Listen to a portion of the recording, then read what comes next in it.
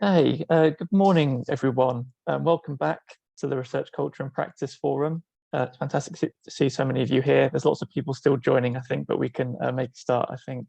I'm Dan Wake. I'm a policy manager at Universities UK.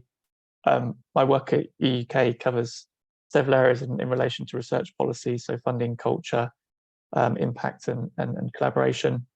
I also work very closely with my colleague Tom Rowe, who's brilliantly organised this forum on the Research Development Concordat, and I also chair the Research Integrity Concordat Signatories Group. I also chair the Alternative Uses Group as well for Narrative CB in partnership with UKRI. And as you heard yesterday, I also worked with UKRI and Wellcome on commissioning the Concordats and Agreements review. So I'm very fortunate to have been able to engage in research culture policy across a range of different initiatives and to really see the commitment for all these different organisations I've been working with towards supporting positive research culture. I'm also delighted to be joined by Melanie Wellham, the UKRI's Executive Champion for People, Culture and Talent. Welcome, Melanie, great to have you here. For those on the call, please do use the Q&A function throughout, both in this session and the sessions following to us. Please make sure you use that function, I think, rather than the chat function, as the questions in there won't be seen, but please do also use the chat to add your own views, insights and suggestions about the topics we discussed today and with other attendees as well. The webinars are being recorded as well, and they're going to be uploaded to the UK Events YouTube page as well, and you should all receive an email from the UK once that's available to view. So for those of you who are able to join day one, we had a really good set of discussions. So we began with an introduction to the world of concordats and how they drive positive research culture. We also heard from colleagues about how staff at institutions work in practice with the different concordats and initiatives, from implementation, challenges, most importantly, the benefits. And then in the afternoon, we heard about the changing landscape for technical professionals in higher education and research, and how it's important that we're recognising the contributions of the full range of staff that make innovation happen and research happen in the UK. And then we ended with a bit of a future-facing discussion, having a bit of a forward look at the developments in the research culture space and how we can use some of these initiatives and great work we've all been doing to continue to drive positive change. So today we're going to be building on some of those areas. So following a few opening remarks from us, we'll start the day off with discussions on supporting research integrity. I'm really looking forward to hearing about the evidence that's been gathered on how organisations are supporting research integrity. That will be followed by a discussion on supporting sustainable research and technical careers. Again, mentioned it's really important that our R&D environment supports career progression and attracts and keeps talent in the system. And that leads neatly onto a discussion on research career pathways. So the idea that a porous R&D landscape is really important to sharing knowledge and expertise and building experience across different parts of the system. And then we'll have a discussion on how knowledge exchange as well contributes to positive research culture. And following all of that, we'll just have some closing reflections, and it'd be great to hear from you at that session about what you think we need to do off the back of these helpful discussions that we've been having. I'll just share my screen now. Just had a couple of slides to run through.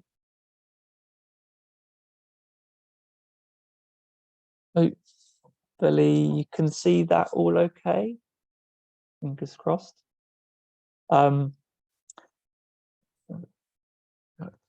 Through. Great. Oh, thanks. I can see some thumbs up. Thank you for that. So this first slide, I think, is really just to demonstrate the range of reviews and strategies and frameworks and initiatives in the research and development space. Obviously, don't have time to cover them all this morning, but they relate to a range of things. So in a nutshell, people, culture, innovation, governance, bureaucracy, collaboration, trusted research and innovation, supporting talent, supporting coordination of the landscape, supporting high risk, high reward research, reproducibility assessment, all these kinds of things. There's lots of stuff happening in this space at the moment, it's positive to see all these kind of reviews and strategies in terms of how we can really drive the work of us all forward. There's lots of things for us to engage with, and I think it's important that we kind of find a way to get behind all of these in the most suitable way. One of the more recent reviews was the review of the research development and innovation landscape, and there's quite a few elements that touched on research culture as part of that. One of the things it noted is that it's important to attract the best research and innovation talent to the UK, and how that's a key enabler for activity in the UK, and also that for the UK research and innovation system to reach its full potential, there has to be that breadth of talent from early career researchers to the leaders of organisations within the landscape, and having a diversity of experience and backgrounds. It also talked about things like better training and career progression and long-term planning for the pipeline of researchers and technicians and other staff in the R&D system. So many of us have been engaging with these reviews and strategies, either as individuals, organisations, or networks, really with that goal of ensuring the longer-term sustainability of our world-class research and innovation system. And this slide, I'm sure I don't need to remind all of you joining this call today, but it shows some of the themes from the people and culture strategy that we're collectively working to address.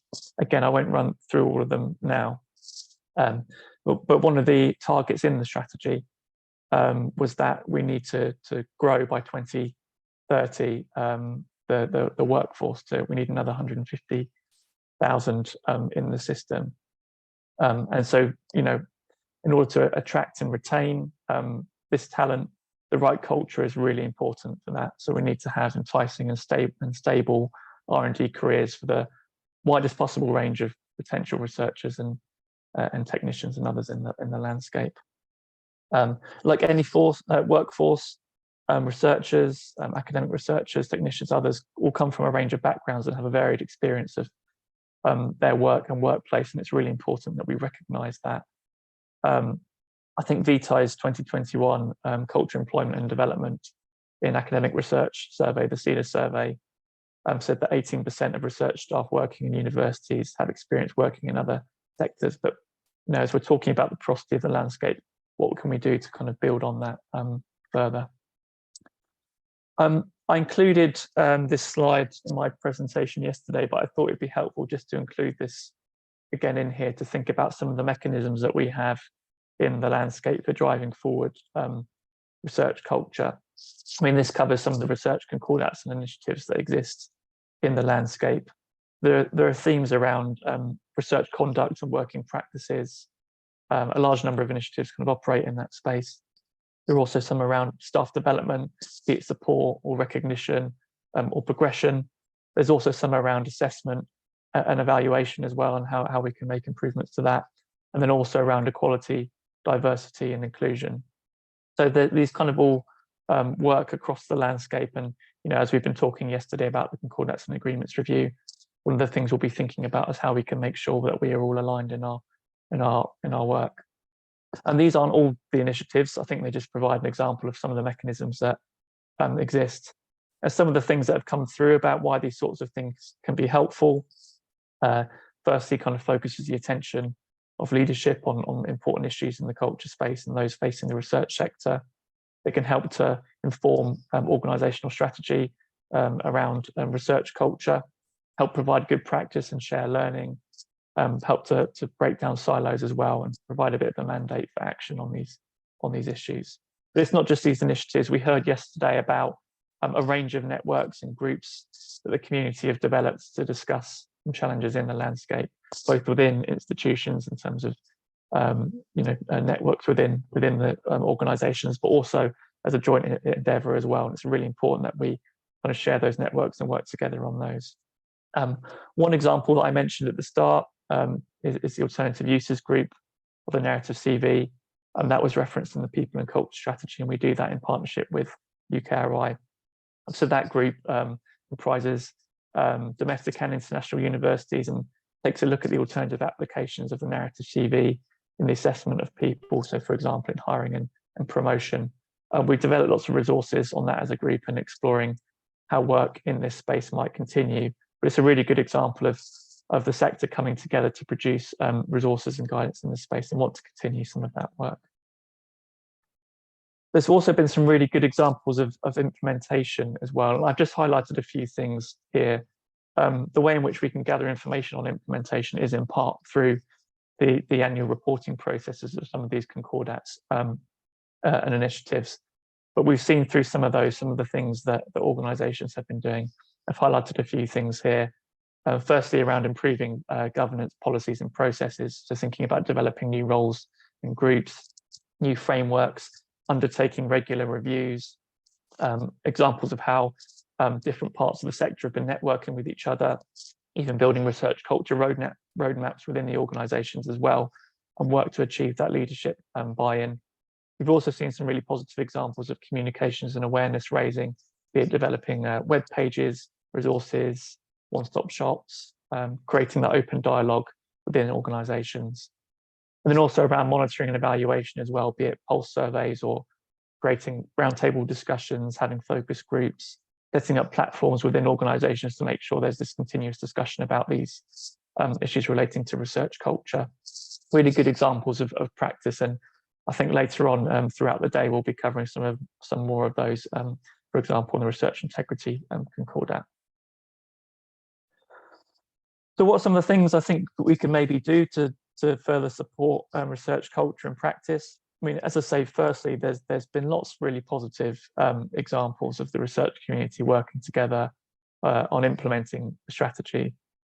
I think there's now some work for us to do as organisations to really better collate these examples together and share them back to the community, and really highlight where we can all support work and prevent duplication as well. I think at the moment it can be challenging to track comprehensively where progress has been made without all that mapping. There's some really good examples. I think we just need to bring some of that together. Secondly, I think we need to build our evidence base as well, using some of the mechanisms at our disposal, including the concordats initiatives, but other things in the landscape too. Some of this will be described later on in the day. You know, we could maybe use these to identify progress made, examples of effective practice, and maybe also where there are gaps in addressing research culture. There's also space for greater alignment, I think, of our initiatives, building on what I discussed yesterday around the concordats and agreements review, so really building momentum on those discussions. And that could include where bureaucracy makes the landscape difficult to navigate for those wanting to enter the R&D system. So really it's around working together to streamline, align data and reporting, kind of do a bit of a mapping, sort of identifying where multiple initiatives contribute to an aspect of research culture and really maximising their impact. I also think there needs to be work done to improve our understanding of the movement and careers of researchers and technicians and other people within the research landscape. As I said at the start, an ambition of the people and culture strategy is to attract more people into the R&D system. And so we need to understand the progress made and how we can improve the porosity and attractiveness of the landscape. As I say, the importance of talent was also recognised in the landscape review as well. We're really keen to support discussions in that space. Finally, I think it's really important that we build on discussions like those that we've had at this forum, continue to meet as a community and really share examples of how we're supporting a positive research culture. But I'll leave it there, stop sharing my screen. Great, so that's it from me. I'm now going to hand over to Melanie, who's going to say a few words. So over to you, Melanie.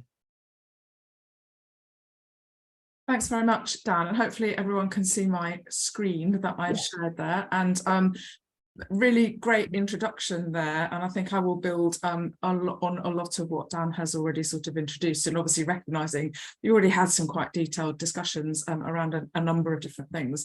But what I want to do is to kind of give you sort of an overview really of how UKRI, as obviously the biggest public funder in the UK, is really helping to support this whole system change and build that really positive culture, because that's one of the key things that we can do given the breadth and given that we cover all disciplines, and thinking about the system is really, really important. I think as Dan has just elaborated, and as I'm sure all of you recognise, that's why you're here. So I UKRI has sort of set out a sort of an ambitious vision for, a research system in the UK, which everyone can contribute to and everyone feels that they can benefit from. So a really vibrant, inclusive, diverse system. So really UKRI's mission in that is to help convene, catalyse and invest, working really closely in partnership across the whole system to actually create the conditions that enables that vision to be delivered about that thriving system.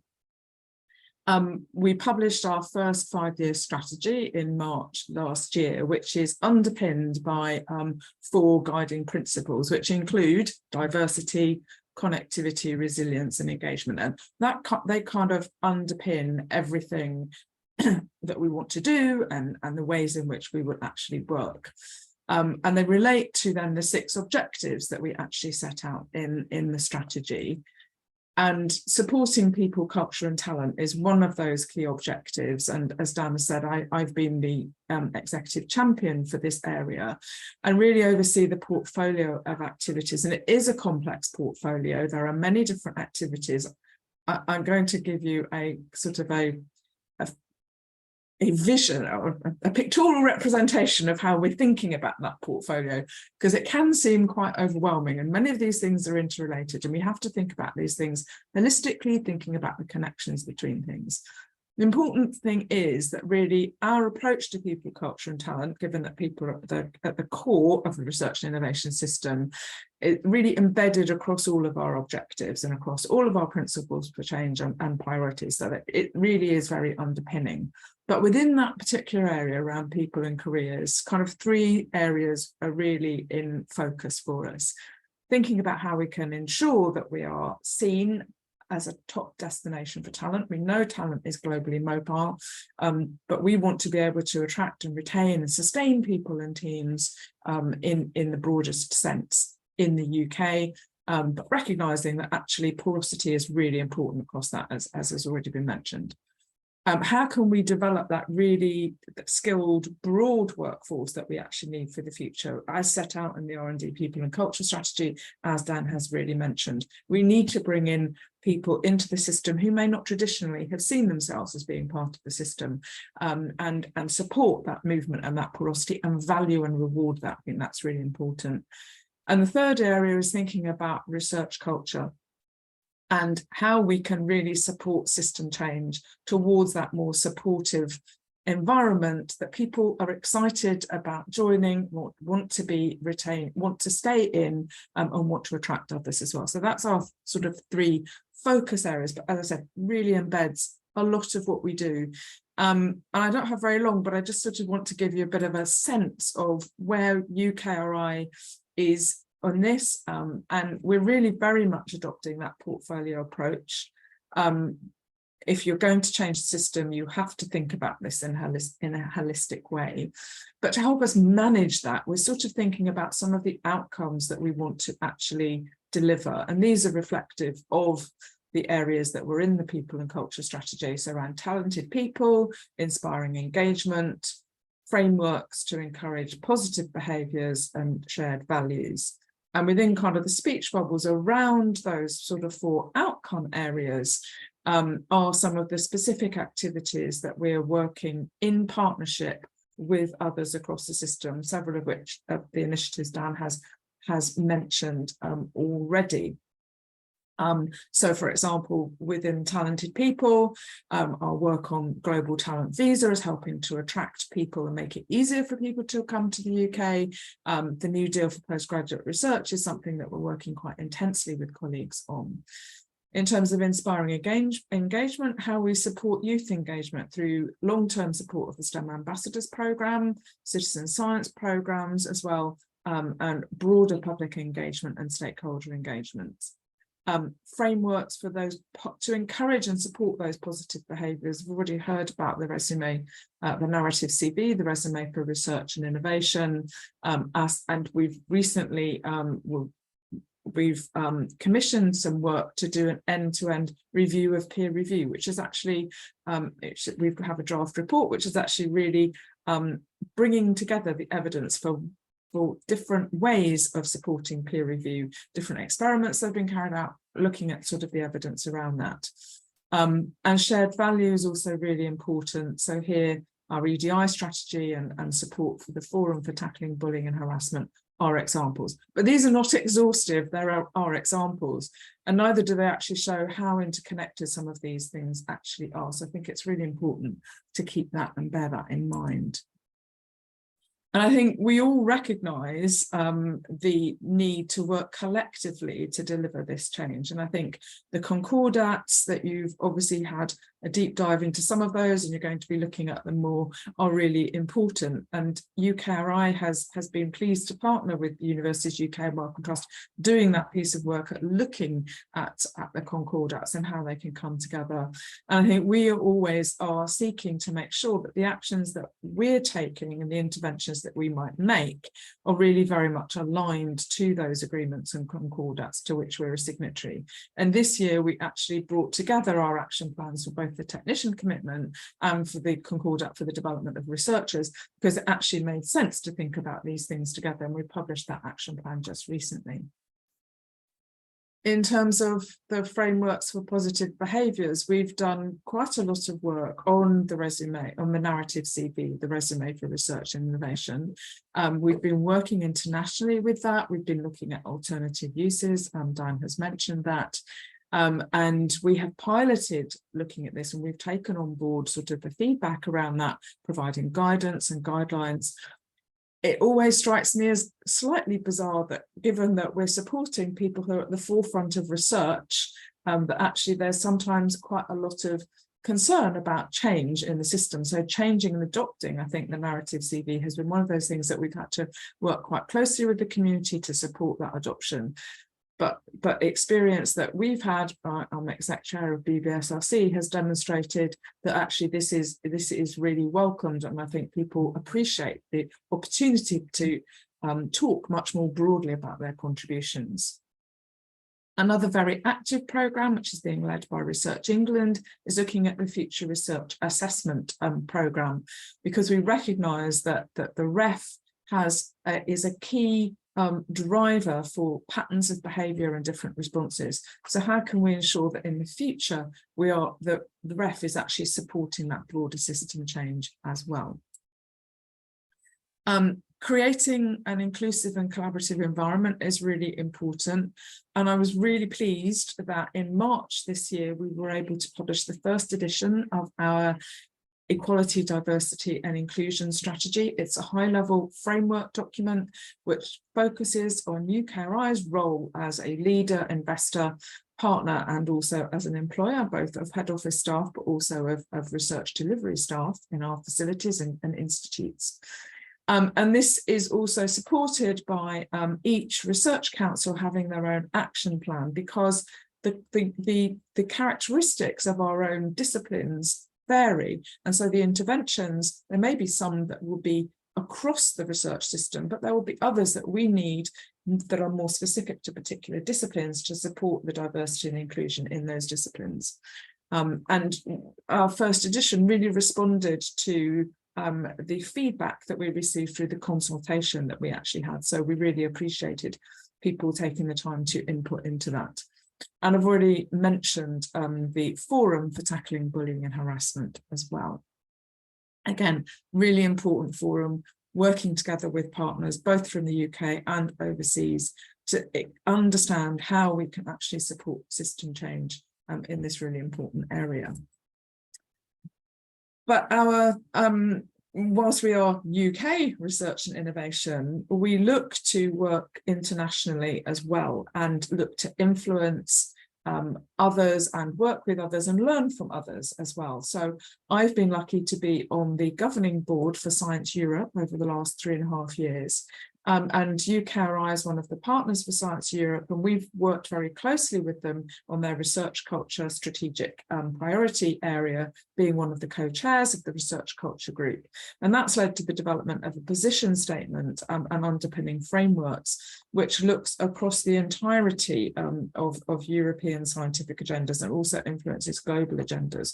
Because I think this isn't just a UK ambition. we should think about how we can influence and improve the system more broadly as well. So we're doing that through those types of international organisations. And of course, we want to reflect on change. And actually, we have, since the People and Culture Strategy was published, UKRI actually took on 20 of the commitments that were set out in that 2 years ago. And we've actually seen quite remarkable change and thinking about the future, where the focus might be in the future. A lot of things are in train. It's important that we're monitoring and evaluating those things, but really starting to see evidence of change through the implementation. So within the BBSRC, obviously that's the area that I know most about, leading BBSRC, we've incorporated culture into our expectations for the institutes that we provide strategic funding for. And in our quinquennial review of those institute programs last year, we required them to adopt narrative CVs for their teams. So that was an interesting and actually a really positive, we got really positive feedback about that. We also introduced a requirement for research culture statements. So the institutes are really thinking about this, and we've established a forum there. So again, really positive aspects of seeing implementation and providing the incentives to focus on these areas.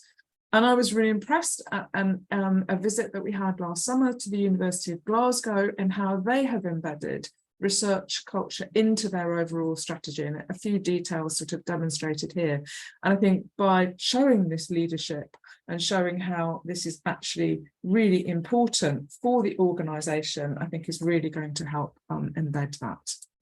Recognising we're short of time, a few closing remarks then, to summarise. I think, supporting a positive research culture is absolutely fundamental to having a vibrant system and to excellence in research and innovation. It's not an either or, it's an and. I think that is a lot of progress that's been made. We are seeing change being supported and enabling, but it takes time. So there is more that we actually need to do. And all stakeholders need to be engaged and to play a part. It really needs that collective effort.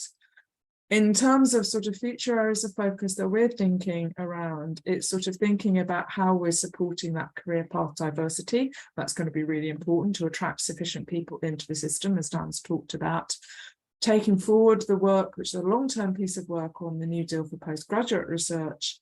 And also it comes back to that point about actually how do we share and build on good practice. There's lots happening out there, and through a concept that we have around a good practice exchange, we can help support that sort of coordination around that and that sharing, because we don't want to reinvent the wheel. You're doing lots of great things. How we can maximize and build on those, I think, would be fantastic. So I will stop there, stop sharing, say thank you very much, and thank you for the invitation to come and speak this morning.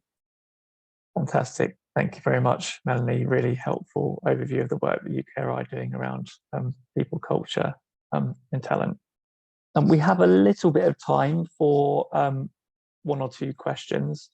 I mean, one thing is clearly there's a huge amount of work that's going on in this space, and UKRI is really driving forward a lot of that. We've also got a people and culture ministerial coordination group as well that a range of organisations are involved in, including UKRI and UK. And you also had a slide about learning from others, and that great example about how Glasgow, for example, have been embedding this into their strategy. I wonder if you could say a few words about how we can best kind of work together on research culture. Do you think there's the work that now needs to be done to sort of help coordinate all the great work that we're doing? Not everything's operating in silos, but maybe some of it is.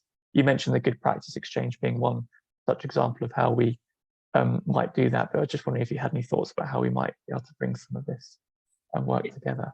Yeah, I think there's lots of activity has been stimulated, and I think it's really how can we capture that, how can we share that, how can we understand the change that is actually happening. So I think one of the real challenges in this area is how do you measure that? It's almost an intangible, it's a feeling in some respects, but there are ways that you can measure. So how do we evaluate so that we understand things that are really making a difference? And that might be different in different environments and different situations, but I think we need to start to really think about how we can collate that. And so I think the good practice exchange is one way, and really welcome working with others. I think that's kind of what we want to do there.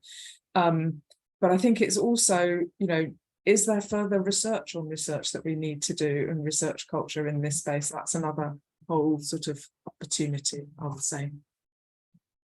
Thank you. And we do have a question in the chat as well about the resume for research and innovation. So thank you, Melanie, for a very useful presentation. It's mentioned that UKRI won't be producing model CVs for institutions to aid in embedding could be too prescriptive. Is that going to continue to be UKRI's approach, do you think, at this Yeah, stage? I think we've always had that approach. I think even with the sort of the standard CV or traditional CV format, I think we didn't prescribe what that would need to look like. And I think it's still, we want to provide flexibility to people recognizing the diversity of the community, actually. So to enable people to talk about the contributions that they've made in those 4 areas that are set out in narrative CV. And there is always a risk that if you provide models, then it actually doesn't encourage people to think about their contributions, and so that doesn't actually then deliver on its objectives. Yeah. But there is lots of guidance there, and you know, and sharing that and supporting fora that are looking at this as well, I think is the way that we feel is most appropriate in this area, but we want to retain that flexibility. Yeah, absolutely. And as I mentioned as well, in the Alternative Users group as well, we've developed quite a few resources in this space as well, which we're hoping to share as well at the right point. And then we've got another question here on early career researchers, so how we can best ensure research is relevant but also manageable for early career researchers. Only I don't know if you wanted to say a few words on that as well. Sorry, I think we've also got. Could you just repeat that, Dan? Sorry. Sorry, yes, of course. Yeah. So there's a question about early career researchers and how we can make sure that their research is relevant and manageable. I think we'll be talking later on in the day about supporting researchers as well, but I don't know if you have anything. Yeah, so I think this comes back to, I mean, early career researchers, if I think about one sector of that, so students, let's talk about studentships. I think the New Deal work that we're doing, it was quite interesting, the consultation, some of the elements coming out there around obviously the expectations of students and supervisors and actually matching those, and how, you know, that might be an area, because I think the experience of students is still very varied. And so if there are sort of almost a framework of sort of expectations around what good looks like, perhaps, I think that would be quite helpful in framing some of those things. Because recognizing that I think of any type of relationship, that student supervisor or supervisory team relationship is very, very different to most other types of interactions that we might have in our working lives, in our careers. So I think thinking about that as part, and that is part of sort of the New Deal work, I think. Right. Thanks, Melanie. I can see we have another question on the narrative CV as well, but I think we're probably at time now, so apologies for that. Please do feel free to reach out to us. We both work together on the resume for research innovation, so maybe we can pick that up later on, but conscious of time. So thank you very much, everyone, for joining. I'd really like to thank Melanie again for joining us this morning as well. Some really helpful insights. I'm really looking forward to another great day of discussions as well. So we have a very quick break, and then at 12:30 is a session on supporting research integrity, principles and practice. So look forward to seeing you all then. Thanks very much for joining. Thanks, Dan. Thanks, everyone.